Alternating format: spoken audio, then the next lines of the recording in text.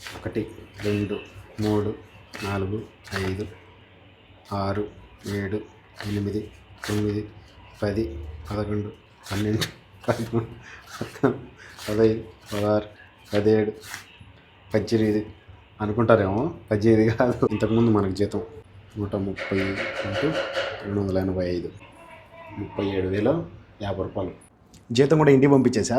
మనకైతే 10 దినాలు మిగిలింది. 6 దినాలు రీఛార్జ్ కూడా పోతుంది. మనకి 4 దినాలు అయితే మిగులుతుంది అనమాట.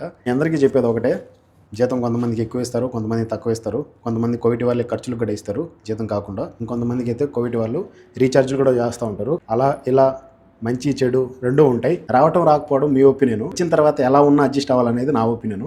సో నేను ఏమైనా తప్పు మాట్లాడితే క్షమించండి. నాకు శాలరీ ఇంతకుముందు ఎంత ఉండేది, ఇప్పుడు ఎంత ఉంది అనేసి మీకు క్లారిటీగా ఒక ఫుల్ వీడియో చేసా, ప్రొఫైల్ కింద తెప్పించేసా. తప్పకుండా చూసి వీడియోకి లైక్ చేసి సబ్స్క్రైబ్ చేయండి. Thank you for watching. Love you all. ఉంటా బాయ్. జై హింద్.